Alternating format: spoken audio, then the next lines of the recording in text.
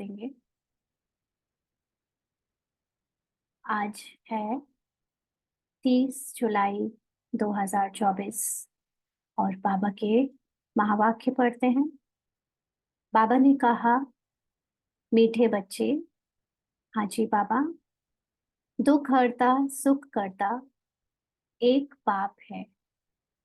वही तुम्हारे सब दुख दूर करते हैं। मनुष्य किसी के दुख दूर नहीं कर सकते।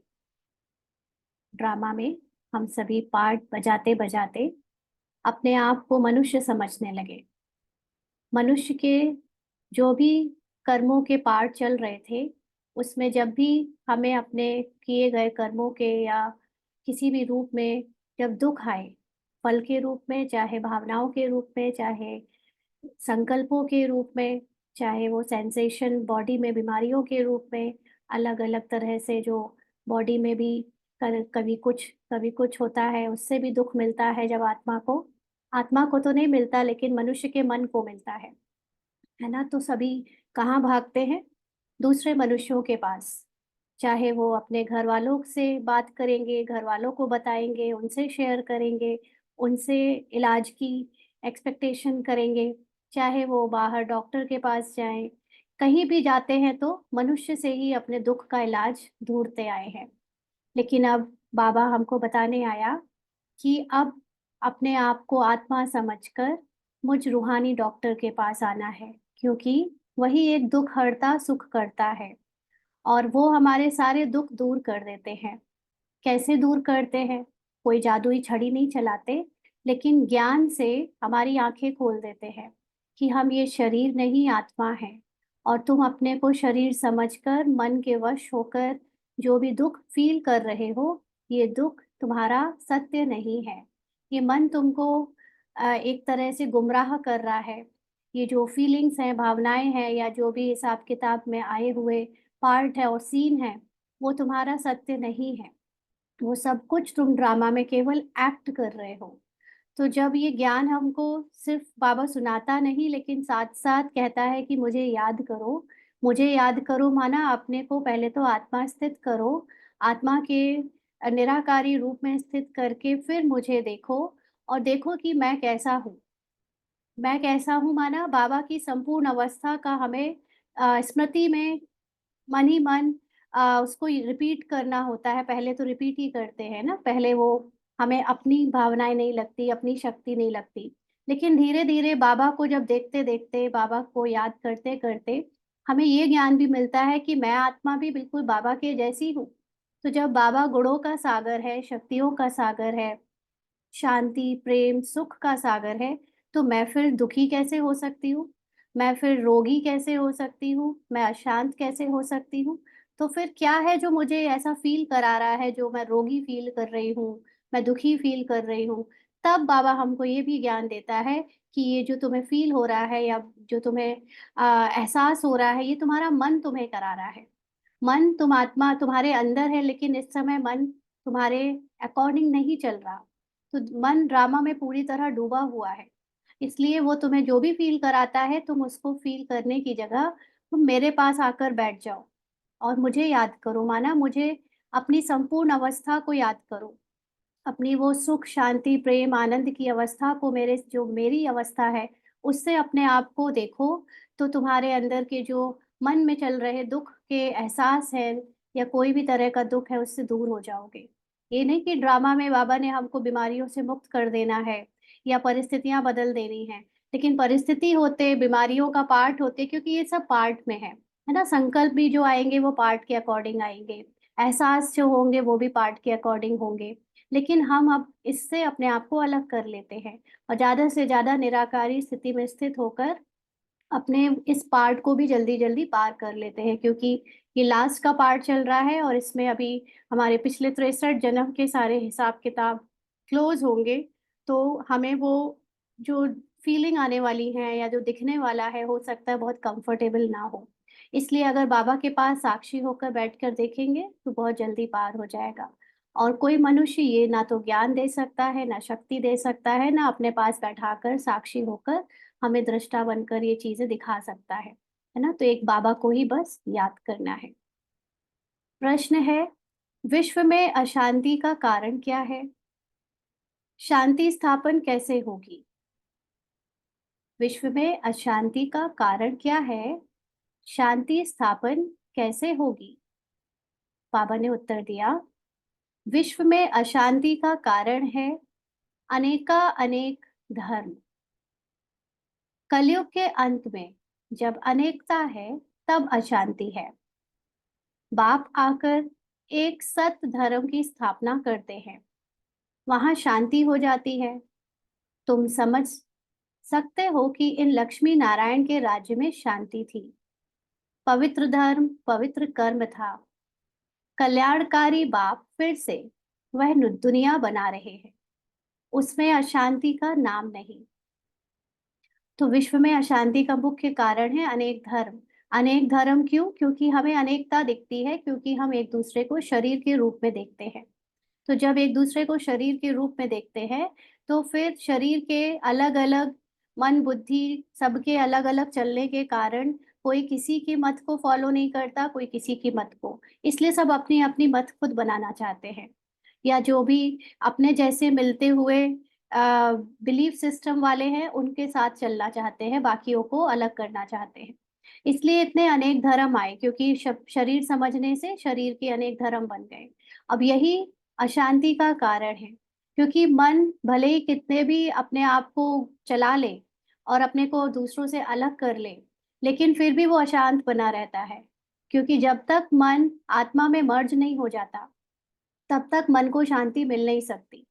मन बुद्धि इस समय दोनों ही आत्मा से अलग भाग रहे हैं, तो आत्मा का सत्य शांति होते हुए भी मन बुद्धि को शांति नहीं मिल रही, क्योंकि वो अपना अस्तित्व अलग बना रहे हैं according to drama script, drama plan, जो कि ड्रामा में नूंद था। कलयुग की यही विशेषता है। तो अब जो इतनी अनेकता हमने देखी, व्यक्तियों को देखा, मनुष्यों को देखा और शरीर को देखा, तो इतनी अशांति हो गई चारों तरफ। अब बाबा हमको सिर्फ एक चीज दिखाता है और कहता है कि अपने में और औरों में, सब में आत्मा देखो। सबकी आत्मा एक जैसी है, सतोगुणी है। तो जब हम ऐसे इस ज्ञान को समझते हैं और इस ज्ञान को धारण करते हैं, तो हमें सब में आत्मा दिखने से या अपने में भी आत्मा स्थित होने से, अपने को आत्मा में स्थित करने से, वो जो हमारी सतोगुणी अवस्था में शांति है वो महसूस होने लगती है। और फिर ये यही आत्मा का जो अनुभव है, या आत्मा के साथ स्मृति में जब हम शरीर छोड़ के जाते हैं, तो अगला जन्म भी हमारा सतयुग में आत्मिक स्मृति की दुनिया में होता है, और वो है लक्ष्मी नारायण की दुनिया। तो इसलिए वहां पर हर एक आत्मा इसी स्मृति के साथ पैदा होती है, मानव पूरा जीवन इसी स्मृति से जीती है कि वो आत्मा है, इसलिए शांति महसूस करती है, और इसी के कारण उनका धर्म और कर्म दोनों पवित्र होता है। तो बाबा अभी हमको नई दुनिया बनाने के लिए कल जो है ये नई स्मृति जगा रहे हैं कि अब अपने को अनेक देखना, शरीर देखना, अनेक धर्मों के अकॉर्डिंग अलग अलग बिलीफ सिस्टम में ये सही या वो गलत, इस सब में पढ़ना बंद करो। अब सिर्फ अपने को आत्मा समझो, क्योंकि आत्मा का जो परिचय है इसमें कोई द्वैत ही नहीं है। कोई भी आत्मा के परिचय में लड़ नहीं सकता कि ऐसी है वैसी है, ऐसी नहीं है वैसी नहीं। आत्मा के परिचय बहुत सिंपल साधारण है और सब उसमें एक ही मत रखते हैं। इसलिए उस स्मृति से जीने में कोई अशांति है ही नहीं। ओम शांति। रूहानी बाप बैठ रूहानी बच्चों को समझाते हैं। रूहानी बाप को ही ज्ञान का सागर कहा जाता है। यह तो बच्चों को समझाया है। बॉम्बे में भी बहुत सोशल वर्कर्स हैं, उनकी मीटिंग होती रहती है। बॉम्बे में खास जहाँ मीटिंग करते हैं उसका नाम है भारतीय विद्या भवन। अब विद्या होती है दो प्रकार की। एक है जिस्मानी विद्या, जो स्कूलों कॉलेजों में दी जाती है, अब उसको विद्या भवन कहते हैं। जरूर वहाँ कोई दूसरी चीज है। अब विद्या किसको कहा जाता है, यह तो मनुष्य जानते ही नहीं। यह तो रूहानी विद्या भवन होना चाहिए। कौन सा? जहाँ बाबा हमको पढ़ा रहा है। यहाँ पर विद्या माना ज्ञान किसको दिया जा रहा है? आत्मा को आत्मा का ज्ञान दिया जा रहा है ना। हमें हमारा ही ज्ञान देने के लिए बाबा को स्कूल खोलना पड़ा। तो यहाँ पर आत्माओं का ज्ञान मिलता है, इसलिए इस पर नाम रूहानी विद्या भवन होना चाहिए। विद्या ज्ञान को कहा जाता है, परमपिता परमात्मा ही ज्ञान सागर है। श्री कृष्ण को ज्ञान का सागर नहीं कहेंगे। शिव बाबा की महिमा अलग और श्री कृष्ण की महिमा अलग है ना। क्या क्या महिमा है दोनों की। श्री कृष्ण सोल कॉन्शियस, सबसे बड़ी महिमा। श्री कृष्ण तो सोल कॉन्शियस है और शिव बाबा भी सोल कॉन्शियस है, लेकिन उनका बॉडी नहीं है। श्री कृष्ण बॉडी होते हुए भी सोल कॉन्शियस है, बट उनको अपना ज्ञान नहीं है ना। श्री कृष्ण को अपनी जो भी गुण है, शक्तियां हैं, उनका ज्ञान नहीं है। वो तो जस्ट प्रारब्ध के रूप में वो शक्तिशाली एक पार्ट बजाते हैं, बट उनको अपनी शक्तियां दिखाने का भी वहां पर पार्ट नहीं मिला है, क्योंकि शक्तियां तब दिखाई जाती हैं जब कहीं भय हो, कहीं कोई असुरी प्रभाव हो, लेकिन वहां तो ऐसा कुछ है ही नहीं, है ना। तो दोनों की महिमा अलग अलग है। भारतवासी मूंझ पड़े हैं, गीता का भगवान श्री कृष्ण को समझ बैठे हैं, तो विद्या भवन आदि खोलते रहते हैं, समझते कुछ भी नहीं। विद्या है गीता का ज्ञान, वह ज्ञान तो है ही एक बाप में, जिसको ज्ञान का सागर कहा जाता है, जिसे मनुष्य मात्र जानते नहीं है। भारतवासियों का धर्म शास्त्र तो वास्तव में है ही एक सर्वशास्त्रमयी शिरोमणि भगवत गीता। अब भगवान किसको कहा जाए। हाँ, भगवान के ऊपर इतना खास तौर से भारत में, है ना, इतना ज्यादा मतभेद है, तो किसको कहा जाए। वह भी इस समय भारतवासी समझते नहीं। या तो श्री कृष्ण कह देते हैं, या राम को, या अपने को ही परमात्मा कह देते। अब तो समय भी तमो प्रधान है, रावण राज्य है ना। तुम बच्चे जब किसी को समझाते हो तो बोलो शिव भगवान उवाच। पहले तो यह समझे कि ज्ञान सागर एक ही परमपिता परमात्मा है, जिसका नाम है शिव। शिवरात्रि भी बनाते हैं, परंतु किसी को भी समझ में नहीं आता है तो शिवरात्रि का मुख्य अर्थ क्या है, क्यों मनाते हैं, शिव कौन है। परमपिता परमात्मा शिव है ये भी नहीं जानते ना। ये तो जानते हैं कि वो शिव है, लेकिन और शिव और भगवान नहीं है और परमात्मा नहीं है ये नहीं जानते। शिव को भी भगवान के रूप में जानते हैं तो कृष्ण को भी भगवान के रूप में जानते हैं। सारे देवताओं को भगवान का रूप कह दिया है ना, तो ये नहीं जानते। जरूर शिव आया हुआ है, तब तो रात्रि मनाते हैं। शिव कौन है यह भी नहीं जानते। बाप कहते हैं भगवान तो सबका एक ही है, सब आत्माएं भाई भाई हैं। आत्माओं का बाप एक ही परमपिता परमात्मा है, उनको ही ज्ञान सागर कहेंगे। देवताओं में यह ज्ञान है नहीं ना, वो उसका स्वरूप है। बाबा जो भी इस ज्ञान का हम हमें अभी वर्णन करता है, हम सभी ये ज्ञान सुनते सुनते इस ज्ञान को अपने अंदर समा लेंगे। फिर ये ज्ञान हमारे कर्मों में रिफ्लेक्ट होगा, हमारी सोच में रिफ्लेक्ट होगा। तो फिर हमें कंचन काया मिल जाएगी और हम सभी देवी देवता क्लैन में या देवी देवताओं के अ, दुनिया में ट्रांसफर हो जाएंगे, लेकिन फिर वो ये ज्ञान भूल जाएगा। तो बाबा कहते कौन सा ज्ञान। देवताओं को यह ज्ञान है नहीं। कौन सा ज्ञान। रचयिता और रचना के आदि मध्य अंत का ज्ञान कोई मनुष्य मात्र में नहीं है ना। आत्मा के रूप में जानते हैं अपने को, लेकिन परमात्मा और ड्रामा ये नहीं जानते। कहते भी हैं प्राचीन ऋषि मुनि नहीं जानते थे, प्राचीन का भी अर्थ नहीं जानते। सतयुग त्रेता हुआ प्राचीन, सतयुग है नई दुनिया। वहां तो ऋषि मुनि थे ही नहीं। ऋषि मुनि कहाँ से आए। द्वापर से आए हैं। उसके पहले तो देवी देवताओं के पास धन संपदा थी, प्रवृत्ति मार्ग था पूरी तरह से। निर्वृत्ति मार्ग तो शुरू ही द्वापर में हुआ है। तो यह ऋषि मुनि आदि सब बाद में आए हैं, वह भी इस ज्ञान को नहीं जानते। नेति नेति कह देते हैं, वही जानते नहीं। तो भारतवासी जो अभी तमोगुणी हो गए हैं, वह कैसे जान सकते हैं। माना जब अपने आप को भगवान के इतने करीब समझने वाले, भगवान के लिए पूरी दुनिया छोड़ देने वाले, वो भी भगवान को नहीं समझ पाए, जान पाए, तो जो भगवान के लिए ऐसे इतने इतना त्याग नहीं करते, जो तमोगुणी हो गए हैं, वो कैसे जान सकते हैं। इस समय साइंस का घमंड भी कितना है। इस साइंस के द्वारा समझते हैं भारत स्वर्ग बन गया है। इसको माया का पॉम्प कहा जाता है, माया का दिखावा। फॉल ऑफ पॉम्प का एक नाटक भी है ना, एक ये इस पर बना हुआ है फॉल ऑफ पॉम्प। ये सारा दिखने वाली दुनिया पूरी समाप्त होती है, तो ये जो दिखावा है पूरी तरह से खत्म हो जाएगा एक दिन। कहते भी है कि इस समय भारत का पतन है।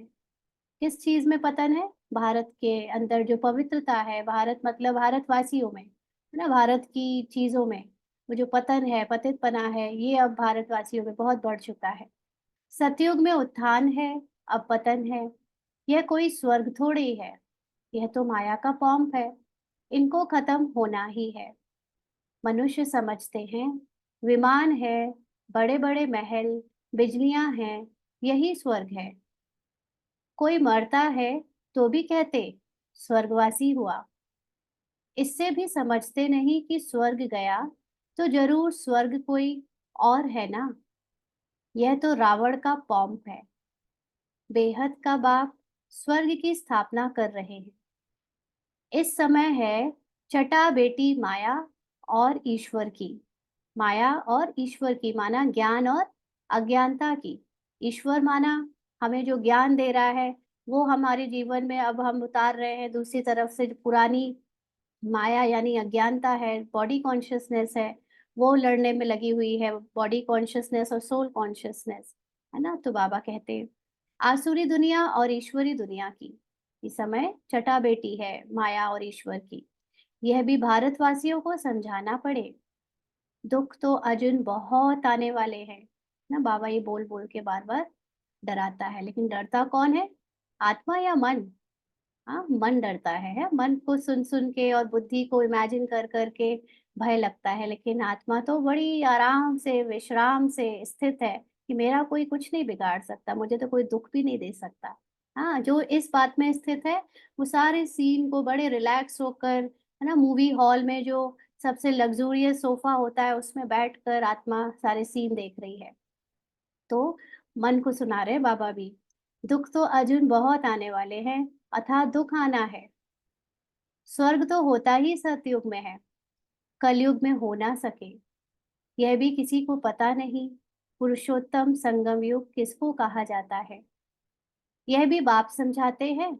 ज्ञान है दिन और भक्ति है रात।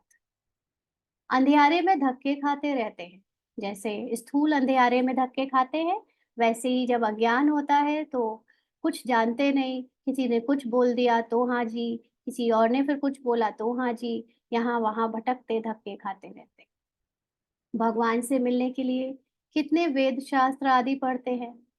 ब्रह्मा का दिन और रात, सो ब्राह्मणों का दिन और रात। माना जब ब्रह्मा अज्ञानता की तरफ चले जाते हैं, ब्रह्मा अपना सत्य भूल जाते हैं, तो उनका उनकी रात होती है। तो हम सब भी जो ब्राह्मण यानी उनके साथ जो कनेक्टेड सोल्स हैं, है ना, भले ही इस समय हम लोग कोई साकारी रूप में उनके साथ नहीं पार्ट बजाए, लेकिन जो सोल्स सबसे पहले आई हैं, उन सब का आपस में एक गहरा कनेक्शन है।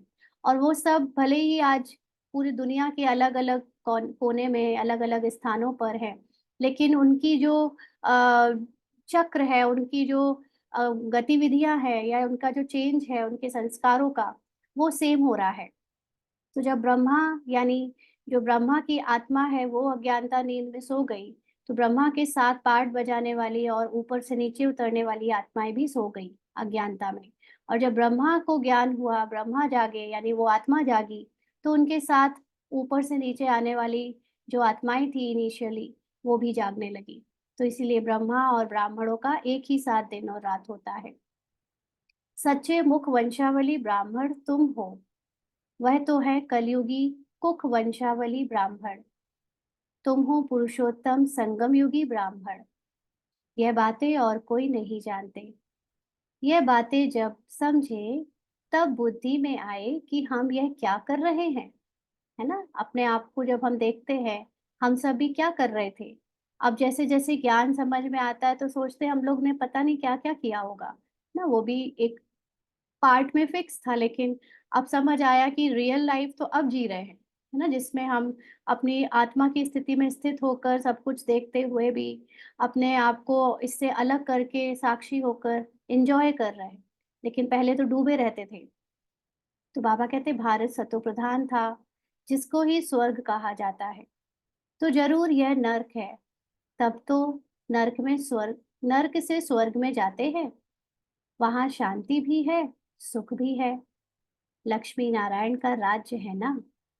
तुम समझा सकते हो मनुष्य की वृद्धि कैसे कम हो सकती है। अभी सरकार चाहती है ना पॉपुलेशन कंट्रोल बिल लागू हो जाए, तो हम समझा सकते हैं कि मनुष्य की वृद्धि कैसे कम हो सकती है, अशांति कैसे कम हो सकती है। अशांति है ही पुरानी दुनिया कलयुग में। तो कलयुग में जो भी अपने आप को अभी भी पार्टधारी समझकर देहभान में जिएगा, उसको यह शांति और दुख छोड़ेगा नहीं। इसलिए अभी इससे उपराम होकर जीना सीखना है ना? नई दुनिया में ही शांति होती है। तो नई दुनिया बाहर तो अपने टाइम से आएगी, लेकिन हम अपने अंदर नई दुनिया बना सकते हैं अभी, ना वो कैसे बनेगी? नई स्मृति से। स्वर्ग में शांति है ना, उनको ही आदि सनातन देवी देवता धर्म कहा जाता है। हिंदू धर्म तो अभी का है, इनको आदि सनातन धर्म नहीं कह सकते। यह तो हिंदुस्तान के नाम पर हिंदू कह देते हैं। आदि सनातन देवी देवता धर्म था, वहाँ कंप्लीट पवित्रता, सुख, शांति, हेल्थ, वेल्थ आदि सब था। अभी पुकारते हैं, हम पतित हैं, हे पतित पावन आओ। अब प्रश्न है, पतित पावन कौन? श्री कृष्ण को तो नहीं कहेंगे। श्री कृष्ण को तो हम कलयुगी मनुष्यों से कोई वास्ता ही नहीं, और ना ही श्री कृष्ण को ये ज्ञान है। वो ना तो ज्ञान के सागर हैं। तो वो तो श्री कृष्ण अपने आप ही पावन है, उनको पतित से पावन बनाने की स्किल्स भी नहीं आती है। तो उनको नहीं कह सकते कि पतित पावन करने आते हैं। पतित पावन परमपिता परमात्मा ही ज्ञान का सागर है, वही आकर पढ़ाते हैं। ज्ञान को पढ़ाई कहा जाता है, सारा मदार है गीता पर। तो बाबा की मुरलियां क्या है? सच्ची सच्ची गीता, अर्जुन हम सब, है ना? तो इसलिए जो ये गीता, जो ये ज्ञान अच्छे से धारण करे, वो ही विजयी हो जाता है, यानी वो ही अपने धर्म युद्ध में जीत जाता है। अभी तुम प्रदर्शनी, म्यूजियम आदि बनाते हो, लेकिन अभी तक बीके का अर्थ नहीं समझते। ये तो नई बात बाबा ने बोली, देखो। अभी तक बीके का अर्थ नहीं समझते, जबकि प्रदर्शनी, म्यूजियम सब बना रहे हैं। बाबा कहते समझते हैं यह कोई नया धर्म है।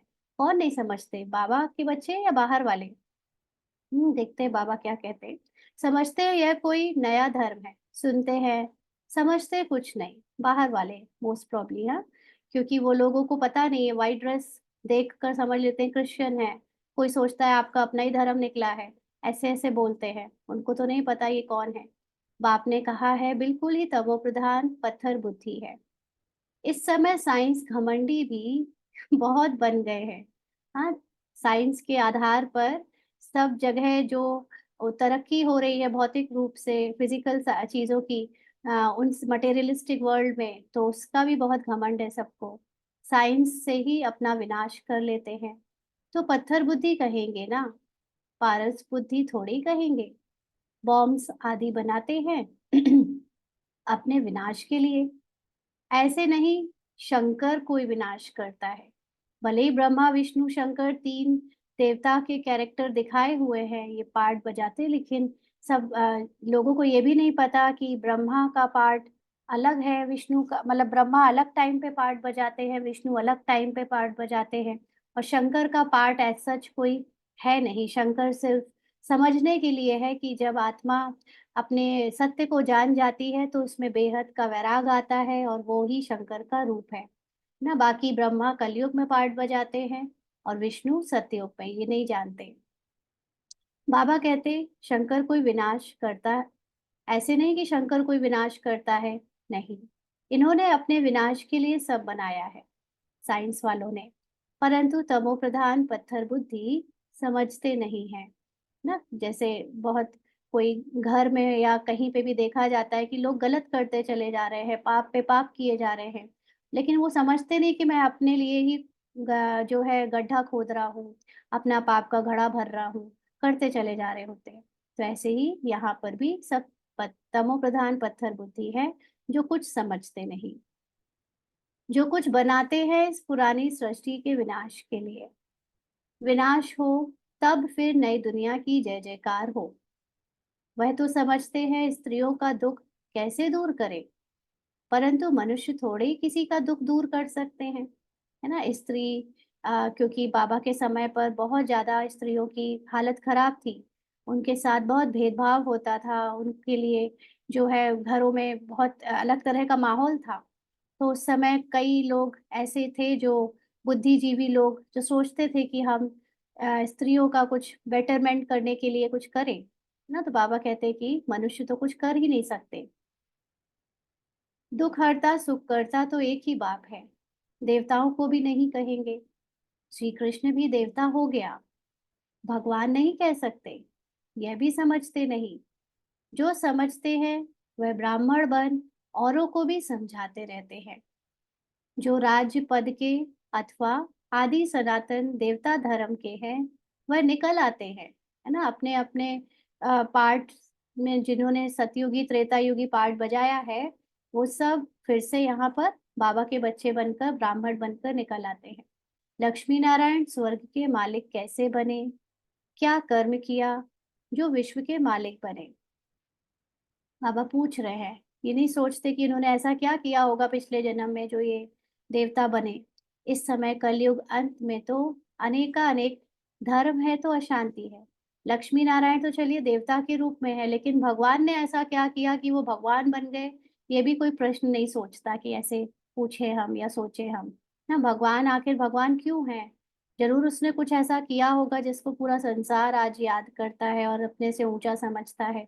वो ऊंचा कर्म क्या है ये भी नहीं हम समझते, ना? तो बाबा कहते हैं इस समय कलयुग अंत में तो अनेक धर्म है तो अशांति है। नई दुनिया में ऐसे थोड़े ही होता है। अभी यह है संगम युग, जबकि बाप आकर राजयोग सिखलाते हैं। बाप ही कर्म अकर्म विकर्म की नॉलेज सुनाते हैं। आत्मा शरीर लेकर कर्म करने आती है। सतयुग में जो कर्म करते हैं वह अकर्म हो जाते हैं, वहां विकर्म होता नहीं। तो कर्म अकर्म विकर्म की नॉलेज क्या है? जब हम बॉडी कॉन्शियस होते हैं तो बॉडी कॉन्शियसनेस में जो भी कर्म किए जाते हैं वो विकर्म बनते हैं, चाहे वो द्वापर में किए हैं चाहे वो कलयुग में किए हैं। और इसीलिए हमारे हर कर्म का फल बनता है ना? विकर्म का मतलब ये जरूरी नहीं कि वो बहुत पाप हुआ हो, बट उसका एक फल बना, है ना? वो फल जो है वो आपके रिश्तों से उसको चुकतू किया जाएगा। माना आपको बॉडी जो अगला जन्म होगा तो आपकी जो भी आपने किसी को मान लीजिए 5 रुपए भी दिया और वो फिर चुकतू नहीं कर पाए उसी जन्म में, तो अगले जन्म में उसको चुकतू करना पड़ेगा। तो ये सारी चीज़ें चुकतू करने के लिए वो आपके संपर्क में फिर कुछ और रूप नाम रूप से आएगा और फिर वो हिसाब किताब चुकतू होगा। उसके लिए कुछ ऐसी परिस्थिति या घटना का निर्माण होगा जो लगेगा कि ये तो हमारा नुकसान करके चला गया, जबकि वो हमारे पिछले जन्म का 5 रुपए लेकर ही गया विद इंटरेस्ट, है ना? तो ये विकर्म बन जाते हैं क्योंकि बॉडी कॉन्शियसनेस की याद से हम चुकतू करते हैं। अगर उसको ये याद आ जाए, जो कि जैसे अब हम लोगों को याद रहता है कि कोई नुकसान हुआ या कहीं पे लेन-देन में या कहीं रिश्तों में टकरार है या कुछ ऐसी प्रॉब्लम आई है, तो वो ज़रूर पिछले जन्मों के हिसाब-किताब के कारण है ना? तो मैं आत्मा इन कर्मों के बंधन में बंधी हुई हूँ जब तक मैं ये बॉडी कॉन्शियसनेस में जी रही हूँ। जैसे ही मैं ये मतलब भूलने लगती हूँ कि हमारे ये रिश्ते शरीर के हैं, बल्कि अपने आप को आत्मा के रिश्ते में बाँधती चली जाती हूँ। तो यही हिसाब-किताब जो अब चुकतू होने के लिए आते भी हैं, तो वो हमें प्रभावित नहीं करते, है ना? तो जब ये मेमोरी आपको परमानेंट होने लगती है, तो आपके कर्म क्या हो जाते हैं, जिसको बाबा ने सिर्फ़ कर्म वर्ड यूज़ किया, तो वो आपके चुकतू हो रहे हैं, बट अब आपका उसमें कुछ भी ना अच्छा बन रहा है, ना बुरा बन रहा है। आप जस्ट सबका वापस कर रहे हो हिसाब-किताब। तो ये ब्राह्मण जीवन है और साथ-साथ हम अब जो नया ज्ञान और नई आत्मा की कॉन्शियसनेस है, इसके साथ जब संपर्क में ब्राह्मण परिवार के साथ आते हैं और जो भी सेवाएं करते हैं, किसी को थोड़ा सा भी ज्ञान का सुख देते हैं, है ना, उनको भी उनकी आत्मा को जगाने में थोड़ी सी भी मदद सहयोग करते हैं, तो वो कर्म बन रहा है, उसका भी एक फल बन रहा है। और उसका फल अब सुकर्म है, यानी अच्छा कर्म है, जिसका फल बनने के बाद वो फल का रिजल्ट, वो फल मिलेगा हमको सतयुग त्रेता में। तो इसलिए सतयुग त्रेता पूरा 2500 वर्ष तक हमको अभी के किए हुए फल मिलेंगे। यानी फल क्या बनता है, फल एक्चुअली कॉन्शियसनेस में के रूप में होता है। अभी हम जितना जितना सोल कॉन्शियस होते जा रहे हैं, ये सोल कॉन्शियसनेस अमर है, मतलब ये चलेगी 2500 वर्ष, लंबा समय। और इसीलिए वहां पर जब हम सोल कॉन्शियस के साथ कोई भी कर्म करेंगे, तो उसका कोई फल नहीं बनेगा, क्योंकि सोल कॉन्शियसनेस में कोई भी कर्म कर्म नहीं होता, हम कर्तापन के भाव में नहीं रहते। तो जब हम कर्तापन नहीं के भाव में नहीं है, करने वाले ही नहीं है, तो हम भोगने वाले कैसे हो सकते हैं ना। इसीलिए देवी देवताओं के जीवन में सोल कॉन्शियस होने के कारण उनके सारी जो भी सीन मिल रहे हैं, उनको जो भी बन रहे हैं, वो सब इस जन्म की प्रारब्ध है। और 2500 वर्ष तक उनके द्वारा कुछ भी कर्म जो है उसका फल नहीं बनेगा, वो सिर्फ प्रारब्ध भोगेंगे। इसलिए धीरे धीरे प्रारब्ध खत्म होने लगती है, द्वापर में वो पूरी खत्म हो जाती है। फिर दोबारा से हम कर्म विकर्म की गति में पड़ जाते हैं, जब बॉडी कॉन्शियस होते हैं। तो बाबा कहते, आत्मा शरीर लेकर कर्म करने आती है। सतयुग में जो कर्म करते हैं वह अकर्म हो जाते हैं, वहां विकर्म होता नहीं, दुख होता ही नहीं। कर्म अकर्म विकर्म की गति बाप ही आकर अंत में सुनाते हैं। मैं इनके बहुत जन्मों के अंत के भी अंत में आता हूँ। किसके? ब्रह्मा में। और हम सब के भी, है ना, हम सब का भी ये बहुत जन्मों के आखिरी जन्म है, और उसमें भी हम सबका आखिरी जो पार्ट बचा है, पर जीवन बचा है, उसमें आए, उसमें ज्ञान मिला। तो बाबा कहते हैं, अकाल मूर्त आत्मा का यह रथ है। सिर्फ एक अमृतसर में नहीं, सभी मनुष्यों का अकाल तख्त है। ऐसा तो नहीं कि सिर्फ ब्रह्मा के पास ही अकाल तख्त है जिसमें दो आत्माएं बैठी हैं। हम सबका भी अपना अपना अकाल तख्त है, ये शरीर, है ना। आत्मा अकाल मूर्त है, यह शरीर बोलता चलता है ना, शरीर बोल रहा है, चल रहा है। आत्मा मन बुद्धि के द्वारा शरीर में वाइब्रेशंस भेजती है ना, इतने सारे इलेक्ट्रो वो क्या क्या तो रिएक्शंस अंदर अंदर चलते हैं, तो उसके द्वारा आत्मा जो है वो करंट प्रवाह करती है, तो मन बुद्धि के द्वारा इस शरीर को चलाया जाता है, बोला जाता है, महसूस किया जाता है। लेकिन अकाल आत्मा का यह चैतन्य तत्व है ना, ड्राइवर बन के बैठी होती है वहां। अकाल मूर्त तो सभी हैं, बाकी शरीर को काल खा जाता है, आत्मा तो अकाल है। तक अब अकाल का मतलब एक तो ये भी होता है कि कभी मरती नहीं, और अकाल का मतलब ये भी होता है कि आत्मा का कोई टाइम जोन नहीं है ना। आप अनुभव करना, हमने तो किया है, जब हमारे अंदर बॉडी कॉन्शियसनेस बहुत होता है, तो टाइम भी बहुत जल्दी जल्दी ऐसे निकलता है ना, ब्राह्मण पुरुषार्थ में भी। और जब आपकी आत्मा कॉन्शियसनेस बहुत बढ़ जाती है, तो आपका टाइम जैसे रुकने लगता है, टाइम बहुत स्लो हो जाता है। और आत्मा तो बियॉन्ड टाइम है। आत्मा जब अपनी कॉन्शियसनेस में है या परम धाम में है, तो वहाँ कोई घड़ी नहीं है, वहाँ कोई 24 घंटे, एक एक घंटा, एक एक सेकंड की कोई काउंटिंग नहीं है। वो तो जस्ट अनलिमिटेड है, मतलब कोई लीनियर नहीं है टाइम। वहाँ पे पास्ट और फ्यूचर नहीं होता आत्मा की दुनिया में। पास्ट प्रेजेंट फ्यूचर जो है सो है, बस दैट्स इट। और अभी शरीर में क्या होता है, शरीर में रहते हैं आत्मा मन बुद्धि के वश होती है, तो हम पास्ट में, प्रेजेंट में, फ्यूचर में, तीन हिस्सों में डिवाइड करके जीते हैं। और फिर उसमें भी जो है पास्ट और फ्यूचर भी जस्ट एक सीन है, रियलिटी तो है नहीं, है ना। आपके हर चीज बुद्धि में क्रिएट होती है, मन उसके बारे में सोचता है। तो ये क्या है, ये अनरियलिस्टिक है। आप फ्यूचर में जा नहीं सकते, आप पास्ट में जा नहीं सकते। प्रेजेंट में जी भी रहे हो तो भी आप फ्यूचर और पास्ट की बातें सोच रहे हो, तो आपका प्रेजेंट भी एक्चुअली एग्जिस्ट ही नहीं कर रहा। बहुत कम लोग प्रेजेंट में जीते हैं, वरना प्रेजेंट में जीने का मतलब होता है जो साक्षी होकर सिर्फ देख रहा है ना। अगर आप कुछ करने का रिजल्ट भी सोच रहे हो ना, कि कुछ कर्म करे, उसका रिजल्ट ऐसा मिले, मतलब आप फ्यूचर में जी रहे हो। जो कि हम ब्राह्मण जीवन जीते हैं, कि ये सेवा कर लूं बाबा की तो मुझे इसका फल मिलेगा, मतलब आपने फ्यूचर के बारे में सोचा। तो आप प्रेजेंट में अभी भी नहीं जी रहे हो। प्रेजेंट में सिर्फ वही जी सकता है जो ड्रामा को होता हुआ देखे, साक्षी रहे, कुछ करना, कुछ नहीं करना, इसके बारे में सोचे भी नहीं, वही प्रेजेंट में जीता है। तो इसलिए आत्मा की कॉन्शियसनेस जब जिसको रियल में अनुभव हुई है, वो ये जानता है कि बस वही प्रेजेंट, यानी वो सारे टाइम से बियॉन्ड होकर जी रहा है। बाकी शरीर के भान में रहकर तो हमें काल ही खा जाता है, नहीं, टाइम के बारे में सोचते-सोचते खाता चला जाता है वो। हर कोई से पूछो कल क्या होगा? कुछ कल जो बीत गया उसमें क्या हुआ? वो खाए जा रहा है उसको। तो एक तरह से ये भी काल की मीनिंग है जो हमें समझनी चाहिए। तो बाबा कहते हैं तख्त तो खलास कर देते हैं। सतयुग में तख्त कोई बहुत थोड़े ही होते हैं। माना बॉडी ही बहुत थोड़ी-सी होती है, लोग तो वहाँ कहेंगे नहीं, बट जो देवी-देवता रूप में उतरते हैं वो थोड़े से हैं। इस समय करोड़ों आत्माओं के तख्त हैं। अकाल आत्मा को कहा जाता है।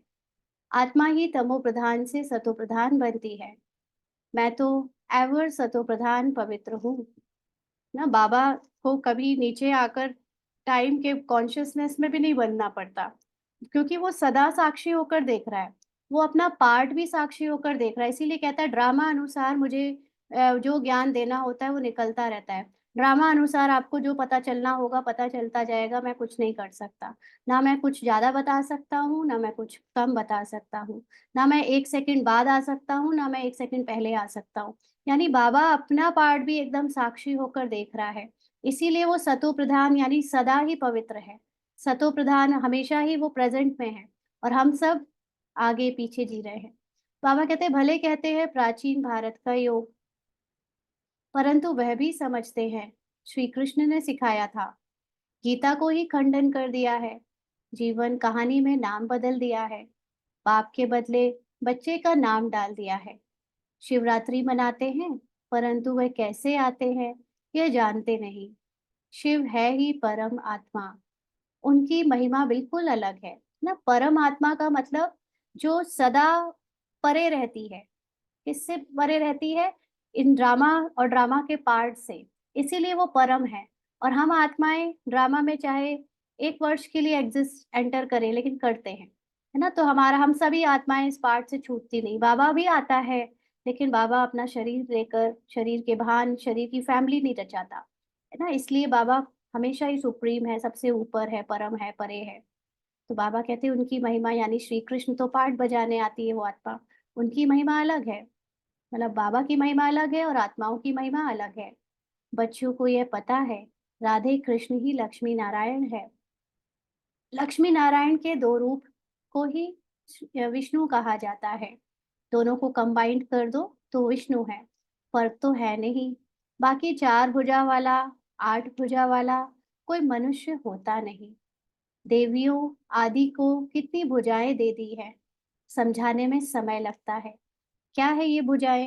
ये सारी भुजाएँ, इसका अर्थ है कि जो इस समय हम आत्माएँ बॉडी कॉन्शियस से सोल कॉन्शियसनेस में आने में जो शक्तियाँ अपनी धीरे-धीरे इमर्ज करती जा रही हैं, जो शक्तियों को हम यूज़ करते हैं ज़्यादा, वो हमारी भुजा के रूप में इस समय दिख रहा है, क्योंकि अभी हम अपने अंदर के माया, अपने अंदर के असुर से लड़ रहे हैं और असुर का मतलब अपनी अज्ञानता से लड़ रहे हैं। इसीलिए वो देवियों की यादगार भुजाओं के रूप में देती है ना? बाकी सतयुग में ऐसे 8 भुजा वाला कोई होगा नहीं। ये सब समझाने में समय लगता है। बाप कहते हैं मैं हूँ ही गरीब निवाज़। गरीब निवाज़ माना सिर्फ धन की कमी की गरीब नहीं, लेकिन जो आत्माएँ अपने गुणों से पूरी तरह खाली हो चुकी हैं, कलाओं से पूरी तरह खाली हो चुकी हैं। क्योंकि गरीब भी उन्हीं को कहेंगे ना जो पहले कभी अमीर थे और आज उससे वंचित हो गए हैं। तो हम सब कभी 16 कला संपूर्ण थे, पूरे भरपूर थे और आज उससे पूरे खाली हो गए हैं। इसीलिए बाकी के लोगों से ज़्यादा दुःख फ़ील करते हैं, क्योंकि उस सुख की दुनिया में हमने बहुत सुख झेला है। जिसने कभी सुख देखा ही नहीं इतना, उसको फ़र्क नहीं पड़ता अगर उसे इतना सुख नहीं भी मिल रहा है। वो कम दुःख को ही रियलिटी समझकर आराम से जी सकता है।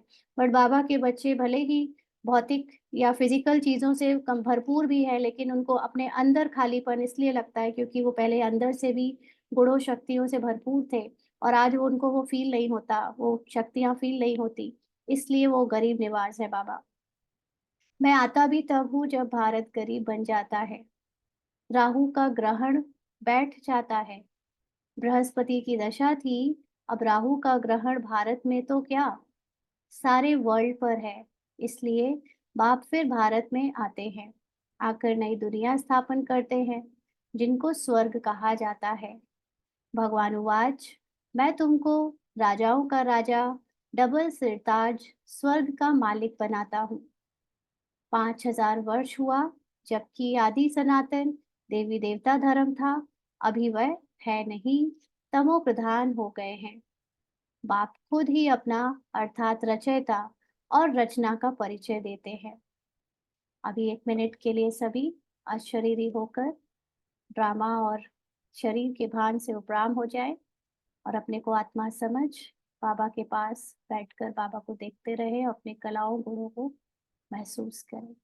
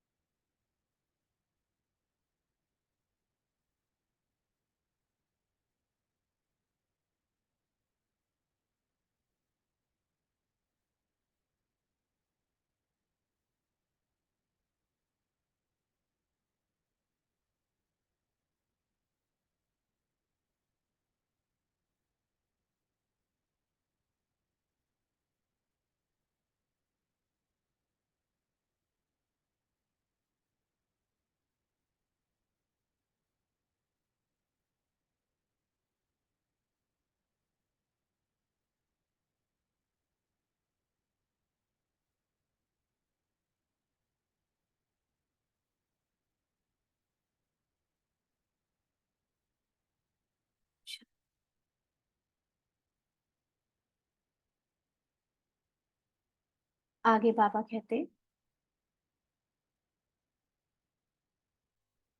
तुम्हारे पास प्रदर्शनी म्यूजियम में इतने आते हैं, समझते थोड़े ही हैं, है ना। इतना सारा हम उनको पूरा समझाते भी हैं, बट बाहर जाते हैं तो फिर सब वैसी का वैसे ही हो जाता है। पापा कहते हैं, कोई विरले समझकर कोर्स करते हैं ना, जिसको थोड़ा सा लगता है या पहले से मन है या वो है आत्मा क्लाइंट ब्राह्मण वर्ण की या सतयुगी, तो वो समझ के कोर्स करती है। रचयिता और रचना को जानते हैं, रचता है बेहद का बाप, उनसे बेहद का वर्षा मिलता है। यह नॉलेज बाप ही देते हैं। फिर राजाई मिल जाती है, तो वहां नॉलेज की दरकार नहीं। सदगति कहा जाता है नई दुनिया स्वर्ग को, और दुर्गति कहा जाता है पुरानी दुनिया नर्क को। बाप समझाते हैं, बाप समझाते तो बहुत अच्छी तरह से है। बच्चों को भी ऐसे समझाना है ना, डिटेल में समझाना है, एक एक लाइन क्लियर हो, अपने पास सारे आंसर होने चाहिए, है ना। अगर कोई किसी ने कुछ पूछ लिया और हम वहाँ अटक गए, तो फिर वो समझेंगे कि इनको तो रटा रटाया ज्ञान है, इनने खुद ही कुछ नहीं समझा है। समझ के हर चीज करनी है ना। जैसे स्कूल की पढ़ाई में भी दो तरह के बच्चे होते हैं होशियार। एक होते हैं वो जो रट लेते हैं, उनको यहाँ तक भी रटा रहता है, कौन सी लाइन से कहाँ से क्या फॉर्मूला उठाया है, कौन पेपर कौन सा क्वेश्चन कहाँ मिल जाएगा, वो है रटा रटाया। एक होता है कि जिनको हर एक एक चीज की गहराई में जाते हैं, उनको उसका यथार्थ रहस्य पता है। भले ही उन्हें पेज नंबर नहीं पता, उन्हें ये नहीं पता कहाँ पे, लेकिन जितना समझा है उतना बहुत अच्छे से समझा है। तो इसलिए हमको हर चीज को गहराई से समझना है, ताकि हमारे पास अनुभव हो उस चीज का, उसके आंसर हम अनुभव से दे सके, रटे रटाए ज्ञान से नहीं ना। तो ऐसे ही बच्चों को भी समझाना है। लक्ष्मी नारायण का चित्र दिखाना है, या विश्व में शांति स्थापन हो रही है। आदि सनातन देवी देवता धर्म का फाउंडेशन है नहीं, जो बाप स्थापन कर रहे हैं। देवताओं का पवित्र धर्म पवित्र कर्म था। पवित्र का मतलब क्या होता है, सोल कॉन्शियसनेस, है ना। वो अपने आप को बॉडी नहीं समझते थे, वो इतना ज्यादा रिश्तों में शरीर और शरीर के बंधनों में बंधे नहीं थे। वो इतनी सारी धन संपदा होते हुए भी उससे उपराम रहकर जीते थे। उनके लिए ये बड़े बड़े पुष्पक विमान होना या बहुत धन होना, हीरो सोने के महल होना, इतनी अच्छी अच्छी आभूषण और ड्रेस होते हुए भी उनकी किसी भी चीज़ में आसक्ति नहीं थी, है ना? इसीलिए वो पवित्र थे। जैसे एक बच्चा होता है छोटा-सा, उसको आप कितनी भी ड्रेसेस पहनाओ, कभी पहनाओ चाहे ना पहनाओ, वो दोनों में सेम रहता है, उसको फ़र्क नहीं पड़ता जैसे जैसे वो बच्चा बड़ा होता है, उसको आइडेंटिटी बनती है, ये मेरी फ्रॉक है, ये मेरा ड्रेस है, मुझे अभी ब्लू ही पहनना है, मुझे पिंक ही पहनना है। वो बड़ा हो गया मतलब थोड़ा-थोड़ा अपवित्रता या ज्ञान उसके अंदर आने लगा। लेकिन एक 5 महीने, 4 महीने का बच्चा या उससे छोटा, उसको कुछ नहीं पता, आप उसे कुछ भी पहना दो, है ना? तो वो उसके प्रति कोई आकर्षित नहीं होता, ना उसमें आसक्ति होती है। उसको आप अच्छे से अच्छा कुछ खिला भी दो, मतलब 6 महीने के पहले तो बच्चे नहीं खाते, लेकिन अगर खाते होते तो चाहे आप उसको जो भी खिला दो, उसे फ़र्क नहीं पड़ता। चाहे अच्छा खिलाओ, चाहे बुरा। लेकिन धीरे-धीरे बच्चे फिर उसी कॉन्शसनेस में जितने ज्ञान में आते हैं, यानी दुनिया समझने लगते हैं, उतना उनके अंदर चॉइसेस आती जाती हैं, तो वो अपवित्र होने लगते हैं। बाबा कहते हैं अभी यह है ही विशियस वर्ल्ड, ऐसे ही हमारा भी है ना? हम लोग अभी अपने को बॉडी समझते हैं तो चॉइसेस रखते हैं कि ये कलर अच्छा, वो कलर बुरा, ये चीज़ अच्छी, वो बुरी, हमको ये पसंद है, हमको ये पसंद नहीं है। ये सब अपवित्रता है, जबकि पवित्र धर्म कर्म होता है जब सोल कॉन्शियस होकर जीते हैं। बाबा कहते हैं अभी यह है ही विशियस वर्ल्ड, नई दुनिया को कहा जाता है वाइसलेस वर्ल्ड यानी शिवालय। अब समझाना पड़े तो बेचारों का कुछ कल्याण हो। बाप को ही कल्याणकारी कहा जाता है। वह आते ही है पुरुषोत्तम संगम युग पर। कल्याणकारी युग में कल्याणकारी बाप आकर सबका कल्याण करते हैं। पुरानी दुनिया को बदल नई दुनिया स्थापन करते हैं। ज्ञान से सद्गति होती है। इस पर रोज टाइम लेकर समझा सकते हो।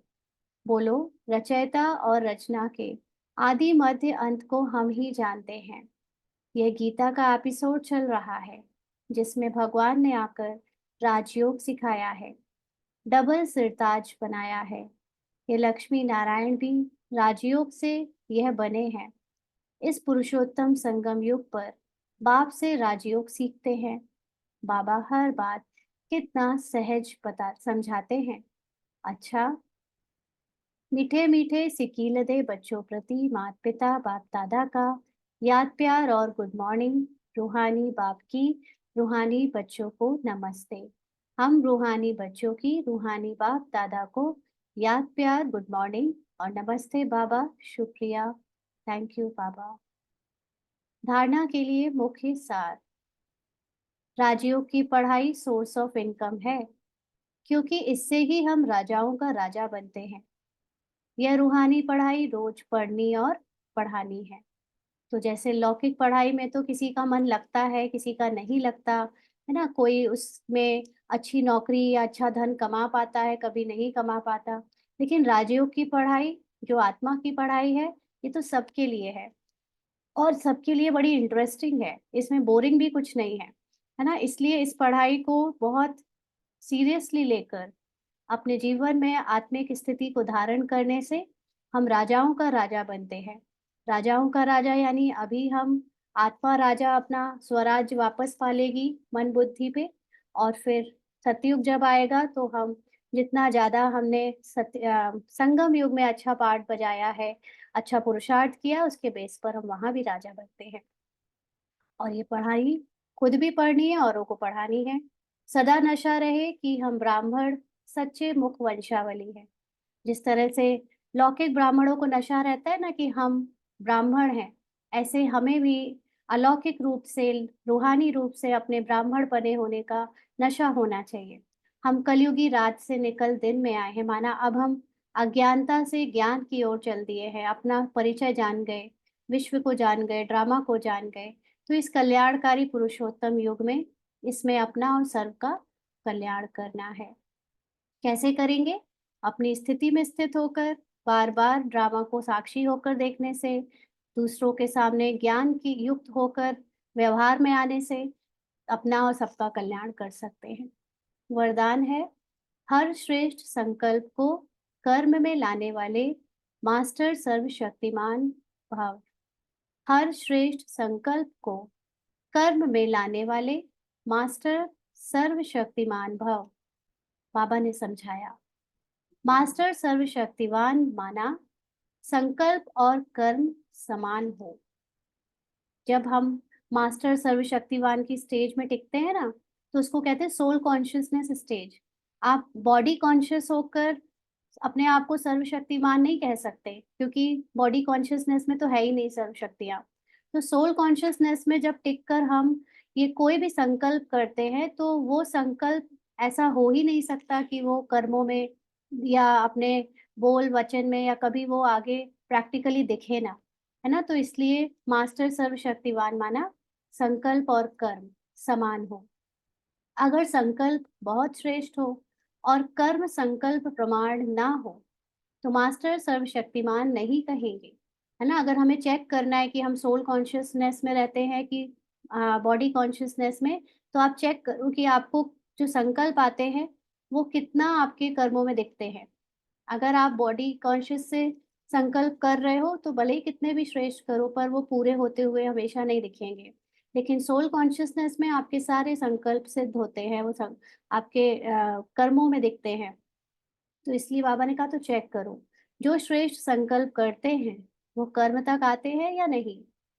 मास्टर सर्वशक्तिमान की निशानी है कि जो शक्ति जिस समय आवश्यक हो, वो शक्ति कार्य में आए। ये कब होगा? जब आत्मा साक्षी होकर बाबा के साथ बैठेगी और ड्रामा में जो चीज़ नूंद है, जो पार्ट फिक्स्ड है, उसको होता हुआ देखती रहेगी। तो उस समय वो प्रेज़ेंट में जीने लगेगी। और प्रेज़ेंट में जीने का मतलब है कि अब वो आत्मा बाबा के साथ सर्वशक्तिमान की स्टेज में बैठकर ड्रामा के हर सीन को शक्ति दे रही है। और जब आत्मा शक्ति देती है सीन को, बॉडी नहीं, आत्मा, मन बुद्धि नहीं, आत्मा। तो जब आत्मा शक्ति देती है वो सीन को, तो वो सीन अपने यथार्थ परफेक्ट रूप में बजता है। इसलिए वो जो भी चीज़ें होने लगती हैं सोल कॉन्शियसनेस के बाद, वो आपको खुद फ़ील होगा कि ये कभी भी मन बुद्धि नहीं कर सकती थी, जो तमो प्रधान मन बुद्धि है ना? तो प्रेज़ेंट में रहकर बाबा के साथ देखना ही ऑटोमैटिकली आपके पुरुषार्थ को एक बहुत हाई स्टेज पर ले जाता है। तो बाबा कहते हैं मास्टर सर्वशक्तिमान की निशानी है कि जो शक्ति जिस समय आवश्यक हो, वो शक्ति कार्य में आए। ना पहले हम भी ऐसे सोचते थे कि बाबा इस सीन में मुझे सहन करना चाहिए कि सामना करना चाहिए? कैसे पता चले? क्योंकि कई बार ऐसे होता है कि सहन करने में नुकसान हो जाता है, कई बार होता है सामना करने में नुकसान हो जाता है। बट वो नुकसान एक्चुअली नुकसान उस वक़्त लगता है, बाद में वो कल्याणकारी होता है। तो ये खुद को कुछ करना, क्योंकि करना जब हम भाव रखते हैं, तो ज़रूर हमारा रिज़ल्ट में भी ध्यान होता है, कि इसका कुछ रिज़ल्ट अच्छा हो इसलिए हम करें, है ना? तो और रिज़ल्ट पर ध्यान रखना, फल की कामना करना, यही बॉडी कॉन्शियसनेस है। तो अभी तक हम ब्राह्मण जीवन में भी पुरुषार्थ कर रहे थे, तो फल की इच्छा के साथ कर रहे थे। इसीलिए जो फल था वो हमेशा हमको कन्फ्यूज़्ड और डिस्ट्रैक्ट रखता था, बॉडी कॉन्शियसनेस में ले आता था। लेकिन जैसे-जैसे ये अभ्यास बढ़ता गया कि मुझे तो बाबा के साथ बैठना है और जो कर्म बजने हैं वो अपने आप होंगे, मुझे उसके फल से कोई लेना-देना नहीं। तो ऑटोमैटिकली कर्म जो हुए वो परफेक्ट होने शुरू हो गए, है ना? तो इसलिए ये हमें ध्यान रखना है, स्थूल और सूक्ष्म सब शक्तियाँ इतना कंट्रोल में हो, आपकी स्थूल और सूक्ष्म सब शक्तियाँ इतना कंट्रोल में हो, जो जिस समय जिस शक्ति की आवश्यकता हो, उसे काम में लगा सके। तो बाबा अभी जो लगा सके कह रहा है ना, ये भी एक करना होता है। लेकिन एक्चुअली में आप जब आत्मिक स्टेज में बाबा के साथ का मतलब ये नहीं फिज़िकली हम बाबा की फ़ोटो के सामने या बाबा के कमरे में जाके बैठ गए। बाबा के साथ का मतलब मैं निराकारी आत्मा, बाबा निराकार जो है अपनी सोल कॉन्शियसनेस स्टेज में मैं बाबा के साथ बैठी हूँ और तब जो शक्ति निकलती है वो ऑटोमेटिकली एक्यूरेट निकलती है। जहाँ सहन करने वाला होता है वो सहन कर जाता है, जहाँ समाने वाला होता है या जहाँ पर सामना वाला पार्ट होता है वो वही बचता है। फिर हमें सोचना भी नहीं पड़ता कि ये मैंने किया, क्योंकि अब मैंने किया ही नहीं कुछ। जब मैंने किया नहीं तो फिर उसका भोक्ता भी मैं नहीं रहती। स्लोगन है, ज्ञानी तो आत्मा बच्चों में क्रोध है, तो इससे बाप के नाम की ग्लानि होती है। ज्ञानी तो आत्मा बच्चों में क्रोध है, तो इससे बाप के नाम की ग्लानि होती है। अब जब भी हम ये लाइन में बहुत रहस्य छुपा है, इसमें चलते हैं थोड़ा-सा, है ना? जब ये कहते हैं कि हम में क्रोध है, तो पहली बात कि हम अपने को आत्मा नहीं समझ रहे, है ना? ये ब्राह्मण पार्ट, बीके पार्ट कह रहा है कि मुझ में क्रोध है या मैं देख रहा हूँ अपने में कि मेरे पार्ट में क्रोध आ रहा है। तो जब हमने क्रोध का पार्ट बजाया और कॉन्शियसनेस में यही रहा कि मैं अभी बी के पार्टधारी हूँ, देहधारी हूँ, तो उसकी फिर रिजल्ट भी होगी कि बाबा की ग्लानि होगी। बट जब मैं सोल कॉन्शियस स्टेज में आ जाती हूँ, तो सोल कॉन्शियस स्टेज एक तो ऐसी स्टेज है जिसमें आपके अंदर शांति अपार है, सुख अपार है, प्रेम अपार है। इसके बावजूद पार्ट में अगर क्रोध का पार्ट थोड़ा-सा बजा भी, तो वो ड्रामा में नूंद है कल्याण के लिए। क्योंकि उसमें कोई पुराना हिसाब-किताब चुकता हुआ है सामने वाले का या मेरा। मेरा मतलब मेरे पार्ट में जो 63 जन्मों के पार्ट का रह गया था वो। तो जब ये स्मृति मुझे रहती है, तो मेरे द्वारा पार्ट में जो बजा, उसका प्रभाव एक तो मेरे अंदर मुझ में नहीं आएगा, मैं उसकी गिल्ट या पश्चाताप में नहीं जाऊँगी, मैं अपनी असंपूर्णता को अनुभव नहीं करूँगी। दूसरा कि फिर मैं उस ग्लानि से भी बच जाती हूँ, है ना? क्योंकि फिर मैंने तो कुछ किया ही नहीं ना, ये पार्ट में था तो हुआ, इसलिए वो ग्लानि भी मेरी नहीं या बाबा की नहीं हो सकती। तो ये स्मृति की बात है कि हम अपने को ग्लानि करता तब समझते हैं जब खुद बॉडी कॉन्शियसनेस में आकर पार्ट बजाते हैं और उसमें जो क्रोध हुआ या जो किया वो समझा कि मैंने किया। आत्मा की कॉन्शियसनेस से तो वो क्रोध कर ही नहीं सकती, लेकिन साक्षी होकर देख सकती है अपने क्रोध करने के पार्ट को। तो ये बहुत गहरी बातें हैं, ये सुनकर, ये समझकर आपको जैसे जीवन मुक्ति मिल जाएगी। ओम शांति। आज के अव्यक्त इशारे हैं। बाप दादा सदा श्रीमत देते हैं कि मन में हर आत्मा के प्रति शुभ भावना और शुभ कामना रखो। अपकारी पर भी उपकार की वृत्ति रखो। संकल्प सदा सर्व के प्रति श्रेष्ठ हो, निस्वार्थ हो। सदा दातापन की भावना हो। सदा स्वपरिवर्तन अथवा स्व के श्रेष्ठ कर्मों द्वारा औरों को श्रेष्ठ कर्म की प्रेरणा देने वाले कर्म हो, तब कहेंगे परोपकारी। तो ये महीना पूरा परोपकारी बन और अपकारियों पर उपकार करने का पुरुषार्थ पर चल रहा है। तो हर आत्मा को अपने जो एक्सट्रीम शुभ भावना, शुभकामना माना दूसरों को आत्मिक स्वरूप में देखने की अभ्यास को बढ़ाते जाना है और इससे हम जब दूसरी आत्मा को उसके पार्ट के अकॉर्डिंग देखते हैं तो कोई स्वार्थ नहीं आता बीच में, ना श्रेष्ठ संकल्प होते हैं। संकल्प भी एक्चुअली मर्ज हो जाते हैं, फिर तो साक्षी होकर सबको देखते हैं। लेकिन दातापन की भावना रहती है कि मुझे सबको अपनी और उनकी आत्मिक स्थिति में देखना है, यही उनके लिए सबसे बड़ा गिफ्ट है कि कोई उनको जज ना करे, उन आत्माओं के पार्ट के प्रति कोई दुर्भावना क्रिएट ना करे और जैसा-जैसा हम बनते जाएँगे, हमको देखकर और भी बनेंगे। ना जो मार्ग हम देखते जा रहे हैं, हम दूसरों को भी दिखाते जा रहे हैं। तो ऐसे कैंडल लेकर चलते जाना है, खुद का मार्ग क्रिएट करते हुए औरों को भी क्रिएट करें करवाएँ, तो ये है सबसे बड़ी परोपकार की भावना या परोपकारी आत्मा। ओम शांति।